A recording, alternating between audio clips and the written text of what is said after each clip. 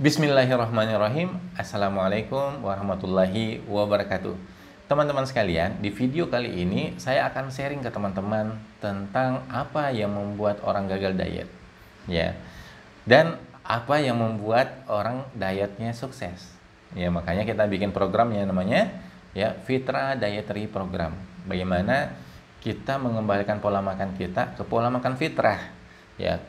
Jadi yang menyebabkan orang gagal diet karena pola dietnya itu tidak sesuai fitrah. Itu aja sih sederhananya. Nah, terus pola makan fitrah itu kayak gimana sih? Nah, ini yang insya Allah kita bahas selama 1 bulan, teman-teman. Jadi kenapa 1 bulan? Karena kita akan memandu, mendampingi teman-teman untuk mengaplikasikan di kehidupan sehari-hari. Jadi langsung kita aplikasikan, nanti ada reportnya gitu ya. Nah, sehingga kita bisa lebih terukur lah program kita itu.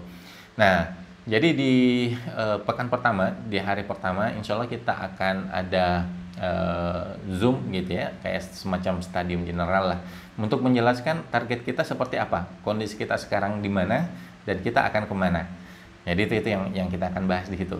Nah, selanjutnya di hari-hari berikutnya kita akan bahas ya dengan video-video, nanti akan kami kirimkan video ke grup ya, juga beberapa artikel yang mensupport kita untuk bisa kita aplikasikan, untuk bisa kita amalkan. Nah, nanti insya Allah di akhir pekan ada Zoom untuk tanya jawab. Nah, terus minggu kedua juga, pekan kedua juga seperti itu. Jadi nanti akan ada video-video, lalu kemudian di akhir pekan ada Zoom. Nah, begitu seterusnya sampai akhir pekan keempat. Nah, terus apa yang kita bahas dalam video-video itu? Intinya Fitra Dietary Program itu ada 7 elemen atau ada 7 kekuatan yang perlu kita miliki, teman-teman. Ya, apa saja itu? Yang pertama adalah yang kita akan benahi itu kekuatan niat. Jadi orang yang kuat niatnya, bagus niatnya, benar niatnya, insya Allah pasti akan sampai ke tujuan. Tapi kalau niatnya lemah, niatnya karena dunia, niatnya cuma karena kelihatan ingin tampilnya cantik, nanti kalau sudah tercapai keinginannya itu bisa ini lagi. Bisa kembali lagi seperti body yang awal gitu ya. Nah, yang kedua adalah yang ingin kita tanamkan di diri kita adalah kita mengenali fitrah tubuh kita. Jadi siapa yang bisa mengenali dirinya itu memiliki kekuatan yang luar biasa. Karena kita tahu gitu ya apa yang dibutuhkan tubuh kita. Kita tahu tubuh kita ini itu lagi butuh unsur apa, sehingga kita bisa memberikan yang terbaik untuk tubuh, bukan apa yang kita inginkan. Nah, yang ketiga, kekuatan yang ketiga, teman-teman, yaitu kita mengenali menu makanan fitrah. Nah, jadi Allah sudah bilang halal thayyib, gitu ya, carilah makan yang halal dan thayyib. Banyak orang yang cuma melihat bahwa oh ini kan halal, ini kan thayyib, tapi nggak tahu kalau dikombinasikan itu jadi nggak thayyib. Contoh ya, jadi nasi ayam halal thayyib nggak? Ya halal thayyib. Nasi ikan halal thayyib nggak? Ya halal dan thayyib. Tapi kalau kita makan nasi, ayam dan ikan, ya itu jadi nggak thayyib, karena pencernaan itu akan berat sekali mengurainya.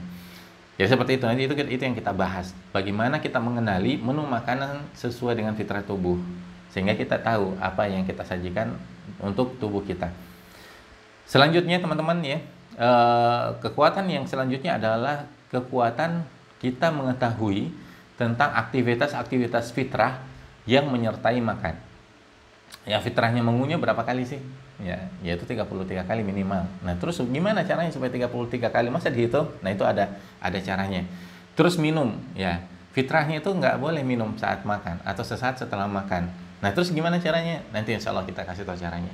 Alasannya apa? Sehingga teman-teman jadi semangat untuk nggak langsung minum. Dan itu bisa. Rata-rata alhamdulillah teman-teman cuma mengaplikasikan baru itu doang. Misalnya kayak baru mengunyahnya dibikin lama, baru minum airnya juga ditunda, alhamdulillah udah turun 2,5 kilo gitu ya.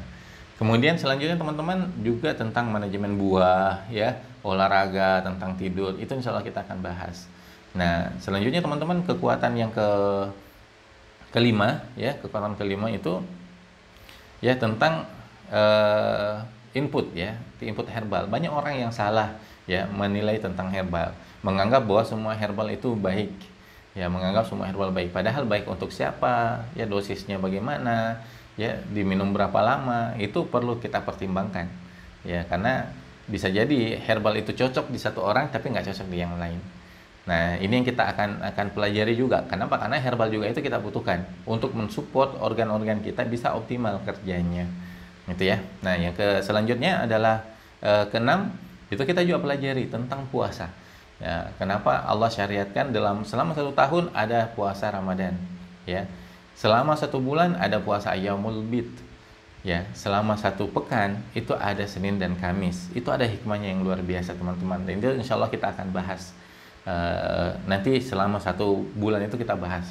Kemudian selanjutnya itu adalah bagaimana kita mengenali, ya, kekuatan selanjutnya adalah kita mengenali para pencuri energi nih. Karena kalau kita kenali musuh kita tahu apa yang bisa kita lakukan. Ya.